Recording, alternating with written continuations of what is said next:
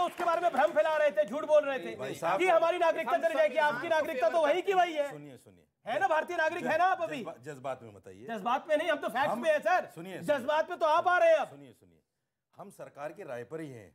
अगर सरकार की राय पर ना होते जेल में होते। बिल्कुल ऐसा नहीं है, बिल्कुल ऐसा नहीं है। हम सरकार की राय पर ही हैं।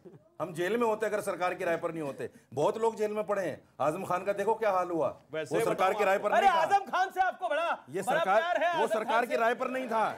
वो सरकार की राय पर नहीं थे। भ्रष्टाचारी है, वो सरकार की राय पर नहीं था भाई साहब। कर रखी है। ये लोग आपको बीच में बोलने की बड़ी वो है। क्या करें? आप कह रहे हो आजम खान को आप कंपेयर करो आम नागरिक से। कोई ना कोई बात ऐसी निकालोगे। यहाँ बैठे हुए किसी से कोई मुकाबला नहीं है। अगर आजम खान से मुझे मोहब्बत है तो मैं संविधान पे यकीन नहीं रखता। नहीं रखिए मोहब्बत। बताओ मुझे, संविधान पे मेरा यकीन नहीं है। मैं सरकार पर यकीन नहीं है। वाले तो बुरहान वानी से भी मोहब्बत करते हैं। क्या करेगा? हम क्या करेंगे? पकड़ेगी सरकार उनको। ये खड़ी तो है सरकार। अगर बुरहान वानी से मोहब्बत रखेंगे या दहशतगर्दों से मोहब्बत रखेंगे, पकड़ेंगी सरकार। उसमें आप क्या करेंगे, मैं क्या करूंगा? जो देश के खिलाफ जाएगा, देश के खिलाफ बोलेगा, पकड़ेगी उसको सरकार। सर, कॉमन सिविल कोड पर मैं बात करना चाहता हूं। देखिए, कॉमन सिविल कोड पर चर्चा उस वक्त अच्छी लगती है जब ड्राफ्ट आ जाए। पहले सुधांशु त्रिवेदी जी से कहिए कि ड्राफ्ट लेके आए, पार्लियामेंट में रखें, उस पर चर्चा होगी। पहले से पहले नहीं, देखिए आधा कोड तो लागू है। इन्होंने क्रिमिनल में तो कॉमन मान रखा है, क्योंकि ना चोरी करने पे हाथ कटवाने, ना दारू पीने पे कोड़े पड़वाने हैं। नहीं कटवाओ तो करवा रखा। हम कहते हैं कटवाओ सर, हम कहते हैं चोरी पे कटवाओ। एक मिनट, हमारी राय है कि चोरी पर सिविल में भी आधा मान रखा है। देखिए सिविल में अब ये कहेंगे वो क्रिमिनल है, चलिए सिविल में तो ये बताइए, पैसे पे ब्याज लेना इस्लाम के अनुसार अधार्मिक है कि नहीं? फिर काहे बैंक से पैसे ब्याज लेते, वापस कर दो। हम नहीं लेते, वापस करते हैं। मैं नहीं लेता बिल्कुल। नहीं, आप वापस करते हैं। मैं अपनी बात तो आज कहिए कि सबको वापस करना चाहिए, मतलब बाकी में मान रखा। क्या पता शोएब भी नहीं लेते हो, पैसा नहीं लेते। क्या पता जुनैद हारिस भी नहीं लेते हो, बैंक से नहीं लेते हैं, पूछे करते हैं। आज नहीं लेता, मैं लेता ही नहीं भाई। नहीं लेता नहीं क्या? वो तो अपने आप कट के आता आपके अकाउंट में। कमाल की बात। अरे भाई वो लेना थोड़ी पड़ता है, तो वापस करते हैं। चिट भी मेरी, पटरी मेरी और सिक्का मेरे बाप का। अरे भाई बैंक से क्रेडिट होता है, बैंक में अकाउंट नहीं आपका, मेरा अकाउंट है। देखिए इसीलिए मैं बाकायदा, देखिए मेरी जीएसटी नंबर भी है मेरे पास, मैं टैक्स भी देता हूं भाई साहब। एक मिनट, मैं टैक्स भी देता हूं। मुसलमान का अर्थ होता मुसल ईमान, जो ईमान का पूरा हो। मगर पहले तो पूरा नहीं, आधा ईमान चाहिए, यानी क्रिमिनल में नहीं चाहिए, सिविल में चाहिए, और सिविल में भी पूरा नहीं चाहिए, इतना सा चाहिए, इतना सा। इसीलिए और लास्ट में एक लाइटर नोट पे एक बात कह दूं। जी सुनिए, एक बहुत बड़े आपने, अच्छा ईमान का सरकार से क्या लेना देना ये बताओ। अरे भाई आप ही तो कहते हैं धर्म का सरकार से कोई लेना देना नहीं। सर धर्म अलग, ये मुस्लिम पर्सनल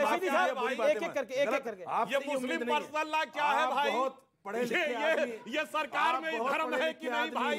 ये वक्फ बोर्ड क्या है भाई? ये मौलवियों का सैलरी क्या है भाई? ये क्या है? इसलिए मैं कह रहा हूं ईमान अलग चीज है। लाइटर नोट पे आप एक बात कर रहे थे, लाइटर नोट पे देखिए ऐसा है, एक बहुत बड़े शायर हुए हैं रफीक शदानी, वो मतलब फैजाबाद के थे, उस समय नाम फैजाबाद था, आज अयोध्या है। उन्होंने इस पे बड़ी मजेदार बात कही है कि भाई यहां से जो लोग जाते हैं हज करने के लिए, चूंकि यहां लॉ अलग है वहां लॉ अलग है, तो उन्होंने एक लाइटर नोट पे एक बात कही, कहीं झुम्मन से कल कहीं बफाती, सोच समझकर हज पर जायो, हिया की लबझप हुआ न चली है, आपन आपन हाथ बचायो।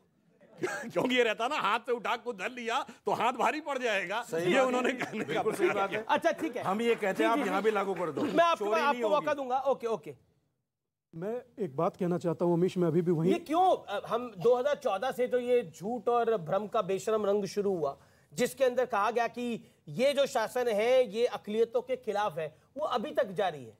आप पहले तब आमिर खान को लग रहा था, अब अब्दुल बारी सिद्दीकी को लग रहा है। हम ये कह रहे हैं आप हर बात माननी शुरू कर दीजिए, प्लेन भेज करके यहां से लखनऊ बुलवाइए और 5 स्टार होटल में टिकवाइए तो आप एकदम सही हो जाएंगे।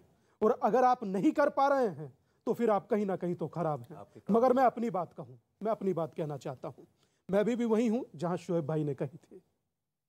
जब यहां से लेकर समूचे अरब में, मेरी रिक्वेस्ट है कि सर मुझे टाइम दीजिएगा, यहां से लेकर समूचे अरब तक मुस्लिम मतलब मुस्लिम, बात खत्म। समूचे यूरोप में क्रिश्चियन मतलब क्रिश्चियन, बात खत्म। तो हिंदुस्तान में हिंदू क्यों नहीं हो सकता? मेरा मानना यह है। पर वो तो कम्युनल बात है। नहीं, वो कम्युनल इनके कहने से नहीं होगी। सुधांशु भाई ने एक बहुत अच्छी बात कही, मुझे सर बोलने दीजिए। सुधांशु भाई ने बहुत अच्छी बात कही। आप लोग जब आंकड़े दिखाते हैं तो आप कहते हैं कि मुस्लिम बहुल्य, मगर जब आप हिंदू एरिया दिखाते हैं उसमें ठाकुर इतने, जाट इतने, गुजर इतने, यादव इतने, ब्राह्मण इतने। क्यों सर? हमें हिंदू रहने दीजिए, और जब हम हिंदू हैं तभी हम केंद्र बिंदु हैं, और सबसे पहले राष्ट्र बाद में कास्ट। जी जी, पहले राष्ट्र फिर कास्ट। अब बात है सबसे बड़े फैक्ट की, एक हार्ड फैक्ट की, और वो हार्ड फैक्ट ये है कि यूपी के संबल की एक बड़ी खबर मैं आपको बताता हूं, और ये बहुत प्रमाणिक तौर पे मैं बता रहा हूं।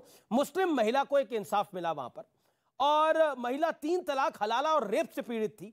2018 में, नोट करिए इस बात को, 2018 में पति ने महिला को तलाक दिया, ससुर ने हलाला किया। इस दौरान उसके पति ने भी उसके साथ रेप किया, और वो फिर गर्भ से हुई, और फिर 5 साल उसने कोर्ट में केस लड़ा, और उस कोर्ट के आदेश के बाद पति को गिरफ्तार किया गया।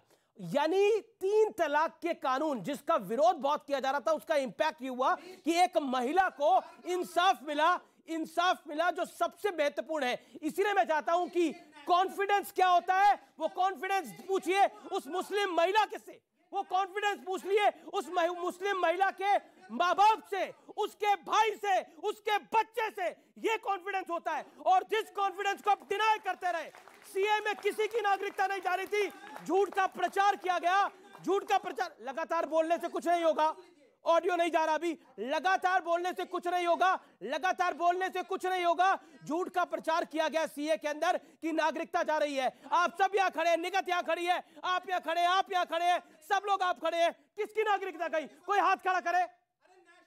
हेल्थ वेलफेयर का डाटा है, ठीक है, अपने 27 लाख हिंदू महिलाओं को बिना तलाक के छोड़ दिया गया, अबॉन्डन कर दिया गया। ये सरकार का आंकड़ा है, और मुसलमानों से ज्यादा डाइवोर्स के केस हिंदुओं में हैं। तो डाइवोर्स के केस हो, मुसलमानों में भी हो, किसने मना करा? कोर्ट में लड़िए जाकर, फैमिली हेल्थ 3 तलाक व्हाट्सएप पे थोड़ी को दे देगा। में 2.6 मुसलमानों में, और 4% हिंदुओं का आंकड़ा है। तो भाई जी ने जानकारी नहीं है, निगत अब्बास मेरा नाम है शुएब जमाई। ये भारत सरकार का आंकड़ा है, नेशनल फैमिली हेल्थ वेलफेयर का आंकड़ा है। हिंदू हलाला तो नहीं करते ना, हिंदू हलाला नहीं करते। कौन नहीं करते? कौन कहता है? जब उसको छोड़ दिया ना, छोड़ दिया। दूसरी शादी नहीं करते, नहीं दूसरी शादी नहीं करते, बिना शादी के महिला के साथ संबंध रखते हैं। नहीं अमीर जी ये गलत बात है। सवाल बाकी सवाल। ओके, खड़े हो। तो पहले आंकड़े आप सड़क पे नमाज नहीं पढ़नी चाहिए, मतलब पब्लिक प्लेस पे नमाज पढ़नी चाहिए। एक सेकंड, सवाल आ रहा है। मतलब ये बोल रहे हैं कि सड़क पे नमाज पढ़नी चाहिए, पब्लिक प्लेस पे नमाज पढ़नी चाहिए, तो मतलब हिंदू भी फिर वो तो 40 और वो सब सड़क पे चढ़ने से फिर लॉ खराब होएगा ना। आपने बोला है ना। अभी ये बोले कि कब्रिस्तान की बात होती तो इनके देखिए, मैं आपको एक चीज बताइए, इस्लाम के अनुसार पक्की कब्र होनी चाहिए कि नहीं? नहीं होनी चाहिए, बिल्कुल नहीं होनी चाहिए। तो कब्रिस्तान कहां से होना चाहिए भाई? चारों तरफ आपने वॉल खड़ा कर दिया, एंटी इस्लामिक काम तो आप कर रहे हैं, और उसका वॉल होना चाहिए, पक्की कब्र नहीं होनी चाहिए।